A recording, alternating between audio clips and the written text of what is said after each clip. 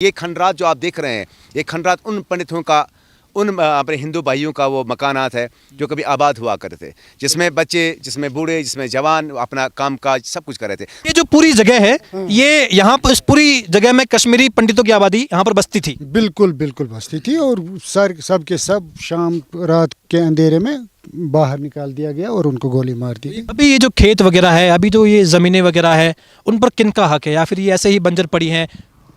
ये तो उन्हीं का है, कौन छीन लेगा, ये तो उन्हीं का है। जब वापस आएंगे उनमें से कुछ मेरे दोस्त कुछ बचे हैं, वो जब वापस आएंगे। स्वागत है दोस्तों हमारा यूट्यूब चैनल विशाल इंडिया पे। मैं हूं आपका दोस्त अमर। दोस्तों आज जो मैं वीडियो लेके आया हूं वो वीडियो जो है दर्द भरा वीडियो है दोस्तों, जो जम्मू कश्मीर से संबंधित वीडियो है।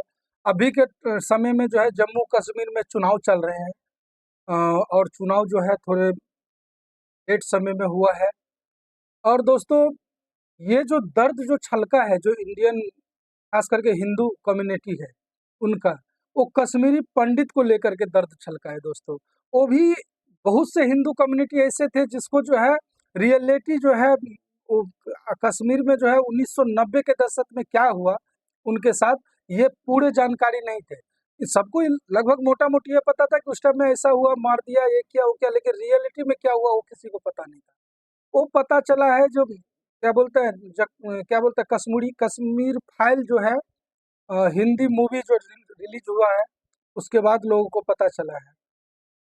और वहाँ पे जो है क्या बोलते हैं पत्रकार जो है धरातल पर जाके उस समय में हिंदू कम्युनिटी के साथ, हिंदू क्या बोलते हैं कश्मीरी पंडित के साथ क्या हुआ, इसके बारे में जो है स्थानीय लोगों से, कश्मीरी लोगों से जो है चर्चा कर रहे हैं। आइए दोस्तों हम लोग पहले वीडियो वॉच करते हैं, फिर हम लोग करेंगे वीडियो पे डिस्कशन। क्या क्या हुआ, कौन कहता है ये गलत है? गलत नहीं है, it's fact, this history, history कभी छुपाई नहीं जाती, यही फैक्ट है। और जिहाद के नाम पे ये सब कुछ हुआ। 1990 की दशक में कश्मीर घाटी में उग्रवाद के सूरज को देखे साथ ही घाटी से कश्मीरी पंडितों का पलायन शुरू हुआ। इतिहास के पन्नों में कुछ घटनाएं अचानक ही सतह पर आ जाती हैं, लेकिन उन सतह पर आई घटनाओं के पीछे एक लंबी दास्ता होती है। यह भी कहा जाता है कि घाटी में जो उग्रवाद के सूरज का उदय हुआ वो 1989 में कुछ चुनावी धांधली का परिणाम भी माना जाता है। हालांकि इसके पीछे कुछ अलग अलग तथ्य हैं, कुछ अलग अलग राय हैं, लेकिन यह भी कहा जाता है कि कश्मीर घाटी में कश्मीरी पंडितों का पलायन, कश्मीर घाटी में मस्जिदों के लाउडस्पीकर से वो आवाजें कि अपनी माता बहनों को यहीं पर छोड़ दो, या तो मुसलमान बन जाओ या घाटी को छोड़ दो, कई ऐसी आवाजें आज भी इन घाटियों में सुनाई देती हैं।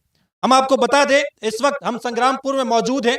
ये वो जगह है जो आज भी कहीं ना कहीं चीख चीख कर ये कहती है कि कश्मीर घाटी में उग्रवाद के सूरज के साथ साथ जो कश्मीरी पंडितों का पलायन हुआ, वो दर्द केवल कश्मीरी पंडितों को ही नहीं है, अपितु आज जो यहाँ पर मुसलमान भाई बसते हैं वो भी उस दर्द को महसूस कर पाते हैं। हम आपको यह भी बता सकते हैं, जहां मौजूद हैं, यहां हमारे पीछे जो आपको खंडहर दिखेंगे, वो खंडहर, वो ईंट, वो मिट्टी आज भी चीख चीख कर उन कश्मीरी पंडितों का इंतजार करती हैं। ये कहती हैं कि वो छत, वो घर, वो एक एक ईंट आज भी उन कश्मीरी पंडितों की याद में यहां पर दिख रही है। हम यहाँ कुछ लोगों से बातचीत करेंगे, यहाँ के बाशिंदों से बातचीत करेंगे और आपको बताएंगे कि आखिर उग्रवाद की ऐसी घटना क्यों घटित हुई। सतह पर दोस्तों एक चीज जो है हम आपको इसमें मेंशन करना चाहेंगे, याद दिलाना चाहेंगे, जब 1990 की दशक में जो एक घटना घटी उस समय जो है सरकार जो है फारूक अब्दुल्ला सर के थे। वही फारूक अब्दुल्ला जो अभी भी पाकिस्तान के पक्ष में बात करते हैं, यही फारूक अब्दुल्ला है जो कश्मीरी पंडित का गुनहगार है, असली गुनहगार अगर देखा जाए, क्योंकि उस समय में वो मुख्यमंत्री थे वहां का।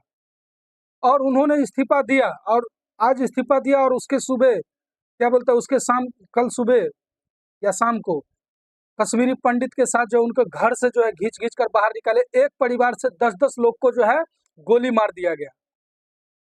अब सोचिए, आप खुद सोचिए कि आपके परिवार से अगर एक सदस्य को भी कोई अगर गोली मार दे या कत्ल कर दे, कितना दर्द होगा आपको। जीवन भर आपको इस जीवन में जो है मतलब दर्द होते रहेगा जब तक आप जिंदा रहेंगे तब। और एक ही परिवार से उसी कश्मीर में 10-10 लोगों को गोली मार दिया गया। और क्या बोलते हैं फारूक अब्दुल्ला जो है उस समय जो है सत्ता में थे, उन्होंने ऊह तक नहीं की। और यहाँ तक कि केंद्र में जो है कांग्रेस का उस समय शासन था, उन्होंने भी कोई उनके लिए सेफ्टी की व्यवस्था नहीं की। पता नहीं वो दृश्य कैसा रहा होगा दोस्तों। और हजारों कत्ल किए, और वहां पे उन्होंने बताया ना कि लाउड स्पीकर पे जो है क्या बोलते हैं, मस्जिद से जो अजान देते थे उस पे अनाउंसमेंट करते थे कि अपनी बेटी को, अपने बीवी को, सबको यहीं छोड़ दो और तुम लोग यहाँ से भाग जाओ। बताओ कैसा सोच है इन लोगों का। अरे अलगाबाद या आतंकवाद जो है आपके मस्जिद में जाकर के माइक में अनाउंस करेंगे क्या? डूब मरने की मकाम है कश्मीरी के लिए, खास करके जो भी इसमें मुलविस थे, जो भी इसमें शामिल थे। आइए दोस्तों वीडियो देखते हैं। जो हमने देखा 1990 का जो दशक, उसकी जो कहानियां हम सुनती हैं, आज भी हमारी आंखें नम हो जाती हैं।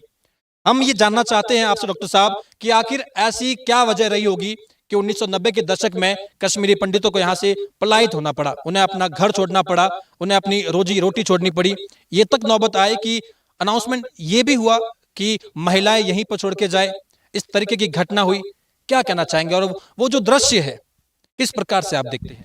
जहाँ पे आप खड़े हैं इसका नाम है संग्रामपुरा जी बड़गांव, और ये वो जगह है जहाँ पे एक ही रात में जी 9 पंडित भाइयों को, बहनों को घरों से बाहर खींच खींच के दहशतगर्द ने निकाला और बाहर गोलियां मार दी गई।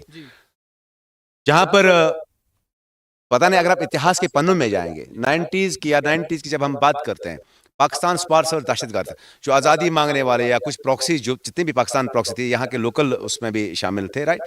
तो आप मुझे बताइए, जिसके घर में उसकी माता बहन को मार दिया जाए बेगुनाह, रात को बाहर निकाला जाए और उसके बाद गोली मार दी जाए जिहाद के नाम पे, तो आपको लगता है कि कोई और फिर वो इतना साहस रख पाएगा कि वो अपने घरों में रहे? ये खंडरात जो आप देख रहे हैं, ये खंडरात उन पंडितों का, उन अपने हिंदू भाइयों का वो मकानात है जो कभी आबाद हुआ करते थे, जिसमें बच्चे, जिसमें बूढ़े, जिसमें जवान अपना काम काज सब कुछ कर रहे थे। तो अनफॉर्चुनेट, जैसे कि आपने अपने सबसे बड़े कैप्शन में ही कहा कि हम मानते हैं कि कहीं ना कहीं सरकार है, कहीं ना कहीं उस वक्त की सरकार बेशक रही है, जिसे आप आज हिजबुल मुजाहिदीन का चीफ मानते हैं, सलाहुद्दीन, उसने कॉन्स्टिट्यूशन ऑफ इंडिया के तहत में जो है इलेक्शंस लड़ा, या गिलानी, जो भी, यानी जो अलगाववाद बना, बिल्कुल।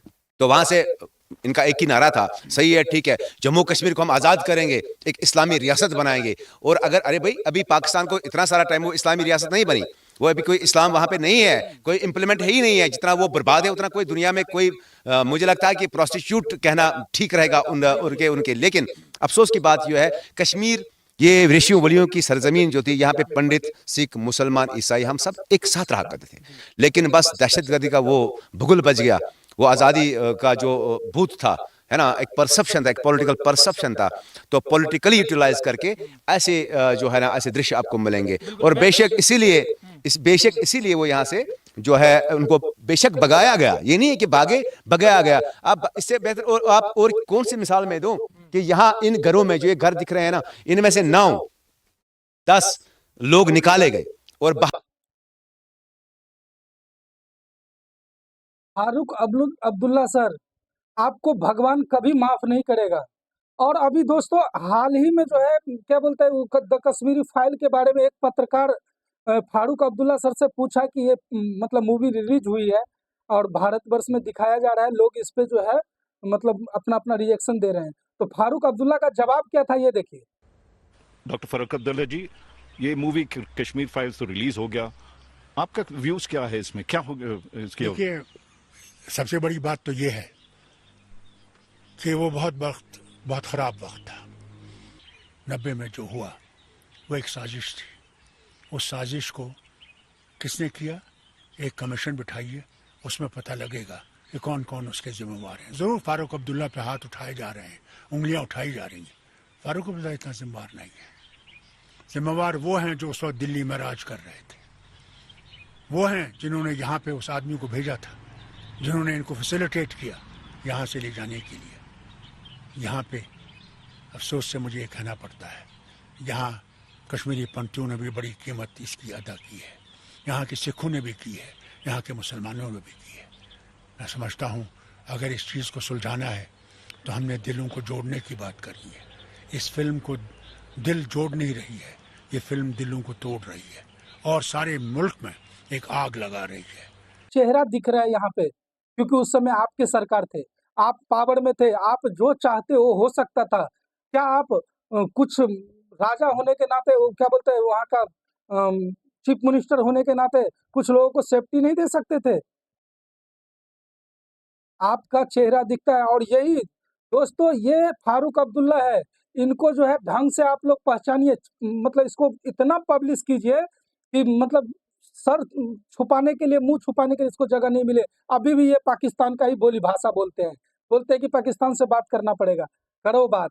क्यों बात करे भाई? इसलिए कि लाखों का कत्ल करते हैं पाकिस्तान, आतंकवाद वहां से आते हैं, मुंबई में जाके अटैक करते हैं, दिल्ली में अटैक करते हैं, जम्मू कश्मीर का तो बेड़ा गर्क कर ही दिए हैं। और फिर भी ये फारूक अब्दुल्ला जो है पाकिस्तान की भाषा बोलते हैं। आइए दोस्तों वीडियो देखते हैं। हर उन पे गोलियां मार दी गई, निहत्थे लोग, निहत्थे बच्चे, निहत्थे बेटियां, निहत्थे दोस्त, निहत्थे जवान। तो मुझे बताइए, तो वो था एक जो वो कह रहे हैं कि हमने कुछ नहीं किया, ऐसा नहीं है, वो नहीं किया, बेशक किया। और तब मजबूर होके वो यहाँ से निकल गए, तब मजबूर होके वो दर दर भटक रहे हैं। नाम है आपका? सरवर अहमद। आपने क्या वो दौर देखा जब कश्मीरी पंडितों को अचानक से रातों रात ये अनाउंसमेंट किया गया कि वो अपना घर छोड़ दे, अपनी बीवी बच्चों को यहाँ पर छोड़ दे, या तो इस्लाम कबूल कर ले या फिर वो मारे जाएंगे? कैसा मंजर था वो? इसने पता है, ये पॉलिटिकल ये था, पॉलिटिकली उनको ये मतलब कॉन्स्पिरेसी थी उनकी, वो एक चाल थी पॉलिटिकल। यहाँ के जो पॉलिटिकल सिनेरियो रखते हैं, पॉलिटिकल बड़े बड़े नेता है, उन्होंने ऐसा एक क्रिएट माहौल कर दिया कि पंडितों को यहाँ से भागना पड़ा। लेकिन यह इस जगह यहाँ मैसेकियर हुए। ये जो पूरी जगह है, ये यहाँ पर इस पूरी जगह में कश्मीरी पंडितों की आबादी यहाँ पर बसती थी? बिल्कुल बिल्कुल बसती थी। और सब के सब शाम रात के अंधेरे में बाहर निकाल दिया गया और उनको गोली मार दी गई। खुशहाल यहाँ पर एक गांव था जहां पर यहाँ तमाम इसी प्रकार के कई घर यहाँ पर मौजूद थे। यहीं पर हम जैसे देख सकते हैं पीछे खेती बाड़ी की जमीन है। इसी प्रकार से यहाँ पर वो कश्मीरी पंडित अपनी खेती बाड़ी किया करते थे, यहीं से वो आते जाते थे। एक पूरा खुशहाल गांव था जो रातों रात उजाड़ दिया गया। सब कुछ वो आबाद था। ये घर खंडर आप देख रहे हैं, सब के सब यहाँ पर रहते थे और पढ़े लिखे थे, उनमें बड़े बड़े ओहदों पर फाइज थे। एक हेडमास्टर था, एक पुलिस में काम करने वाले लोग थे। और अनफॉर्चुनेट से मतलब मैसेकियर हुआ। एक आपका भी कोई दोस्त था उसमें? मेरा एक क्लास। देखिए दोस्तों, ये कश्मीरी भाई साहब है, ये बता रहे हैं जो उस समय क्या आप बीती, बता रहे हैं जो उनके ऊपर क्या बीता। और एक चीज और हम आपको बताना चाहेंगे कि जो स्टूडेंट को वहां पे बोले ना, मास्टर लोग भी थे, जो टीचर उस स्टूडेंट को पढ़ाया था कश्मीरी को, वो कश्मीरी जो है उस टीचर को गोली मार दिया। उस टीचर के घर परिवार को जो है, उसके बेटी को गोली मार दिया, उसके बेटी के साथ रेप किए। और ये दर्द छलका एक माता का, एक महिला जो थी, वो क्या बोलते हैं, द कश्मीरी फाइल का जो आज तक पे जो है कुछ प्रमोशन हो रहा था, उसमें जो है उसका दर्द छलका। उसका जो है दर्द सुन करके अपना कलेजा जो है छन्नी हो जाएगा। दोस्तों आइए हम दिखाते हैं आपको, देखिए।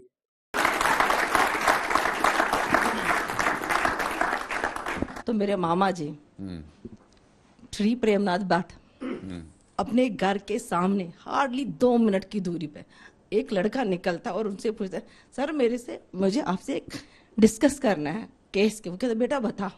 वहां से अंदर से फिर उनसे गोली निकाल के यहाँ मारी। वो खून साफ नहीं करने दिया। वो कौन से पड़ोसी, वो कौन से इंसान, वो इंसान है। उनकी आत्मा तो पहले ही मर चुकी थी। उनकी 10वीं पे 11वीं 12वीं पे हमें मिलने नहीं दिया, जाने नहीं दे, गैदरिंग नहीं करने दी। उनकी वो सारी चीज, बस मुश्किल से क्रिमिनेशन हुआ उसका। क्या करे, क्या बताए हम। आज कहते तुम लोग क्यों भागे।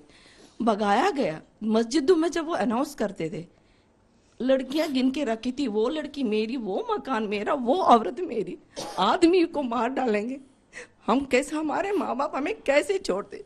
मैं अपने 2nd क्लास में मेरा भाई पढ़ता था, मैं उसको ट्रक में, पड़ोसियों की ट्रक में आई हूँ। मैं कहा मैं भाई को नहीं छोड़ सकती यहाँ पे, मैं चाहूँगी ये मेरे साथ जाएगा। बड़े भैया श्रीनगर में थे, उनकी मिसेस फैमिली में मैं थी। कैसे निकले उनके सामने 2 ब्लास्ट, वो बेचारा उसमें भी जो उन जुलूस में आया मुझे लेने में। कहा भैया मैं नहीं जाऊंगी, छोटा है, इसको कैसे छोड़ सकते हैं यहाँ पे। उसको भी साथ लेके निकली।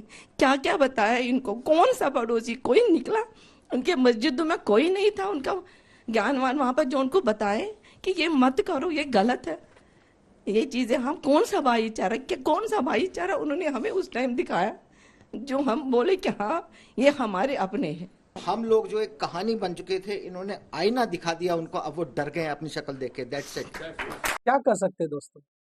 देखिए इतना दर्द है इन लोगों के अंदर, और ये दर्द जो है ये 32 साल से अपने सीने में दबा कर जी रहे हैं। आज भी हम क्या बोलते हैं, सरकार से विनती करते हैं कि इन लोगों को सुरक्षित इन लोगों के स्थान पे पहुंचाया जाए और इन लोगों को भविष्य में कभी ऐसा घटना न घटे, इस तरह का जो है सुरक्षा इन लोगों को वहाँ पे मुहैया कराया जाए। और बाकी रही कश्मीरी की बात, तो भाई कश्मीरी, तुम्हारा घिनौना चेहरा दिख रहा है यार। आपको जिसने पढ़ाया लिखाया, जिसने आपको अपने घर में खिलाया खुदाया, उसको ही आपने कत्ल कर दिया उसका। कैसे दिल मानेगा वो आपसे दोस्ती करे? कैसे बोलेगा कि आप हमारे भाई है? नहीं बोल सकता, कोई नहीं बोल सकता। आप सोचो ना, अगर हम आपके 10 परिवार को मार दे तो आप हमें अपना भाई मानोगे क्या? आइए दोस्तों वीडियो देखते हैं। फील हो रहा है। मेरे मेरे साथ उठता बैठता था, खाता था, एक ही थाली में हम खाते थे। लेकिन आप तो मतलब अच्छी तरह से समझ सकते हैं कि शाम को मेरे साथ कोई खाए, सुबह वो उसकी डेथ हो। बिल्कुल जैसे ही हावी हो गया तो भाईचारा कमजोर हो गया वहां पर। जैसे ही गन कल्चर और ये चरमपंथ और कट्टरवाद जहां पर हावी हो गया तो वहां पर कहीं ना कहीं इंसानियत जो है वो वहां पर कमजोर हो गई। आपको लगा? इंसानियत शर्मसार हो गई। इंसानियत शर्मसार हो गई। एक मतलब हमारे मज़हब में तो कहीं लिखा ही नहीं है कि एक आदमी दूसरे आदमी का कत्ल करे, और ये भी लिखा है कि जो एक आदमी को कत्ल करे उसने पूरी इंसानियत को ही मार डाला। ये हमारे मज़हब में लिखा है। और जो भी वो दरिंदा था, जितने भी वो दरिंदे थे जिन्होंने ये कत्ल किया, तो उन्होंने पूरी इंसानियत को ही मार डाला उस वक्त। जो खेत वगैरह है, अभी जो ये जमीनें वगैरह है, उन पर किनका हक है, या फिर ये ऐसे ही बंजर पड़ी हैं? ये तो उन्हीं का है, कौन छीन लेगा? ये तो उन्हीं का है। जब वापस आएंगे, उनमें से कुछ मेरे दोस्त कुछ बचे हैं, वो जब वापस आएंगे उनकी फैमिली यहाँ पर रहेगी। इंशाल्लाह हम चाहते हैं कि वो सेटल हो जाए, फिर से वापस आ जाए, हम उनके साथ मिलजुल कर रहेंगे। तो अगर दोबारा आते हैं तो यही घर, यही जमीनें, यही खेत, क्या उन्हें उनका हक मिलेगा वापस? Why not? श्योर, उन्हीं की तो है, कौन छीनेगा? मतलब यहाँ पर पास में इतनी सारी बस्ती रहती है, तो अगर ऐसा होता तो इन्होंने इन पर कब्जा किया होता। लेकिन कश्मीरी ऐसा है नहीं, कब्जा नहीं कर सकता। और करेंगे भी क्यों? ये दूसरे की ज़मीन है, पंडित भाइयों की ज़मीन है, कोई खा नहीं सकेगा। जब वो आएंगे तो इंशाल्लाह मिलजुल कर रहेंगे इधर ही। मैं आपको ऐसी भी स्टोरीज दूंगा जहाँ पे फारूक अब्दुल्ला साहब ने, महबूबा मुफ्ती ने, उनके खून ने पंडितों की ज़मीनें बिकवाई, अपने दलाल लगाए। श्रीनगर की, ये तो गांव है, यहाँ पे अभी जहाँ पे आए तो पहाड़ समझो गांव है, लेकिन श्रीनगर में जो कौन सी ज़मीनें थी उसको बिकवा दिया गया।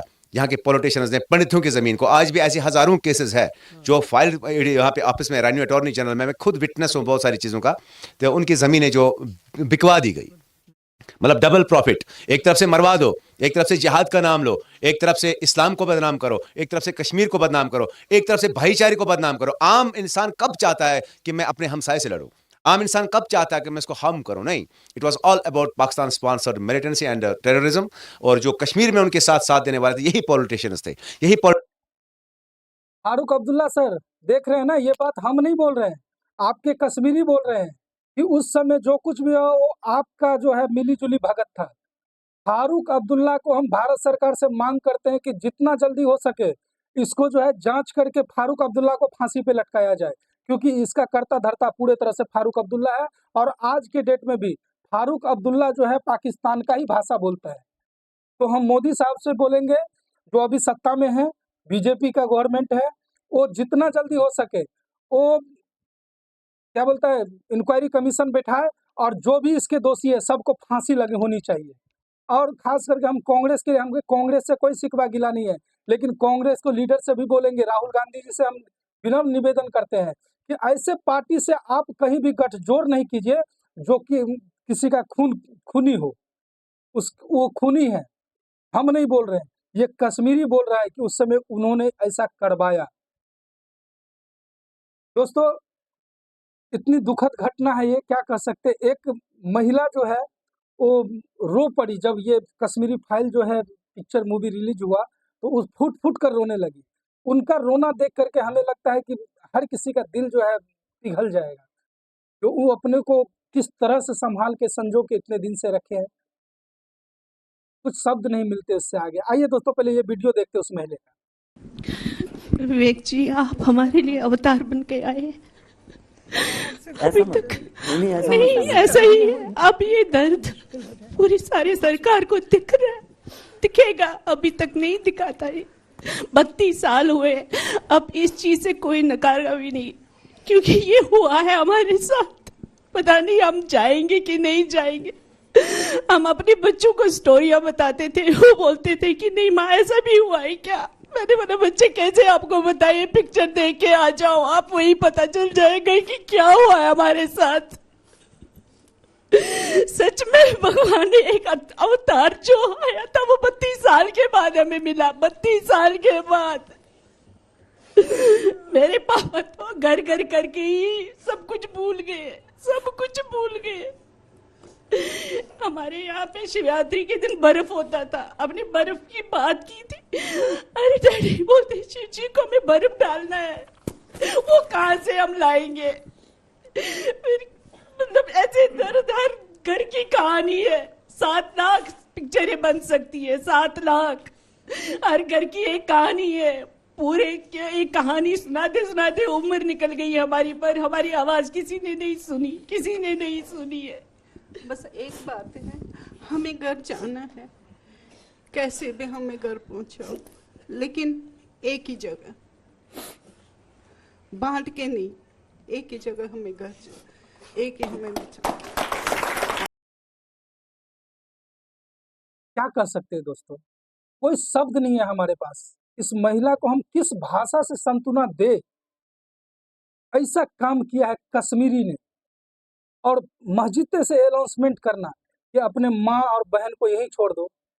अरे जाहिल कमीने, कितने गिरोगे तुम। इसलिए जो है खुदा भी तुमसे जो है क्या बोल सकते हैं। आइए दोस्तों वीडियो देखते हैं।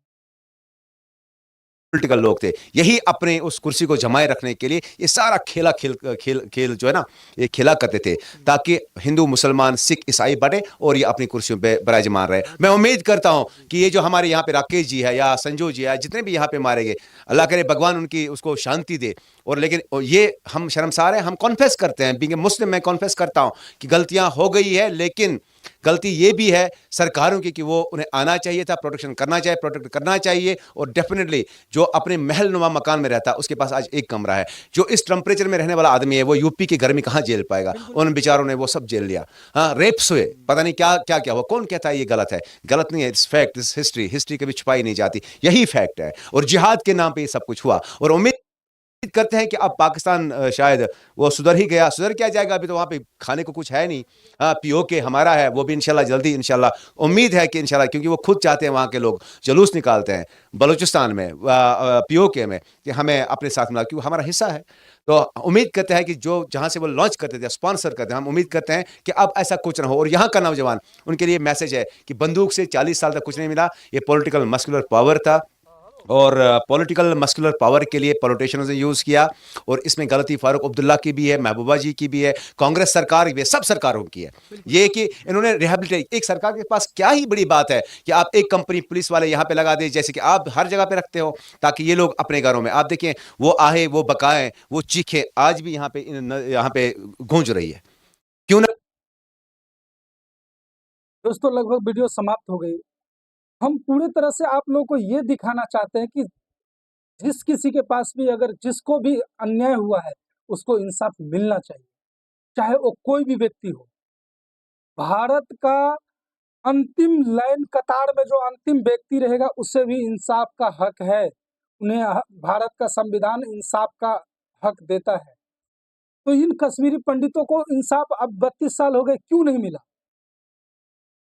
और दोस्तों इतिहास में हम अभी भी बोल रहे हैं बार बार, ये फारूक अब्दुल्ला, महबूबा मुफ्ती, ये 2-4 जो क्या बोलते हैं घाटी में अपना अड्डा गड़ा के बैठे हैं, और ये जो खून का होली खेल रहे हैं। अरे कश्मीरी मेरे भाई, आपका जो बच्चे मरे हैं पत्थरबाजी में, किसी में, वो भी तो फारूक अब्दुल्ला ही मरवाए हैं अपने तावा गरम करने के लिए। फारूक अब्दुल्ला का बेटा क्यों नहीं मरा? फारूक अब्दुल्ला का बेटा को देखे कहीं पत्थर फेंकते हुए, महबूबा मुफ्ती का बेटी या बेटा को देखे कहीं पत्थर फेंकते हुए, लेकिन आपके बच्चे को जो है पत्थर फेंकने में लगाया था ये लोग। आज के डेट में बोलते हैं धारा 370 हम वापस लेके आएंगे। ठग रहे हैं ये फारूक अब्दुल्ला। और जितना जल्दी हो सके दोस्तों ये इस वीडियो को इतना ज़्यादा शेयर कीजिए, इतना ज़्यादा शेयर कीजिए, ताकि भारत सरकार जो है हमारा वो जागे और इंक्वायरी कमीशन बिठाए, और जो भी इसका दोषी है, जो भी इसका दोषी अगर वो मर गया है तो उसका कब्र खोद करके उसे बाहर निकाला जाए और फिर से उसको फांसी दिया जाए। कानून को इतना अगर भारत में कमजोर अगर कर दीजिएगा तो ये बार बार ये घटना, ये इतिहास जो है बार बार दोहराते रहेंगे। और ये चीज़ हम नहीं करे, वहाँ के कश्मीरी लोग कह रहे हैं कि हाँ उस समय में मजहब के नाम पे, जहाद के नाम पे ऐसा किया गया। और हजारों महिला के साथ हजारों बेटे, वो दृश्य हम दिखा नहीं सकते आपको यूट्यूब पे, जो इसके साथ किस तरह से निर्वस्त्र उनको कर दिया गया, नंगा कर दिया गया, और क्या बोलते हैं उसके साथ रेप किया उन लोगों ने। अगर वो चीज़ हम दिखा दिए तो यूट्यूब हम पे जो है क्लेम कर देगा। आप फील कीजिए अपने आप को, इससे जो है कम से कम महसूस कीजिए दोस्तों। कैसे हम आपको इस चीज़ को मतलब समझाएं, ये हमें समझ में नहीं आता है। हमने फिर भी अपने हिसाब से कोशिश किया आपको इस चीज़ को समझाने के लिए। बाकी दोस्तों आप क्या सोचते हैं, लाइक जरूर कीजिएगा, कमेंट कीजिएगा, और इतना ज़्यादा शेयर कीजिए ताकि कम से कम जितने भी कातिल है ये लोग, खून का होली खेल रहा है, उन लोगों को जो है जितनी मतलब हो सके तो फांसी तो निश्चित तौर पर मिलना चाहिए दोस्तों। बाकी अपना ख्याल रखिएगा, वीडियो को लाइक कीजिएगा, सब्सक्राइब जरूर कर लीजिए दोस्तों, हमारे सब्सक्राइबर बहुत कम है। बाकी हम मिलते हैं आपको नेक्स्ट वीडियो में, अपना ख्याल रखिएगा। जय हिंद दोस्तों।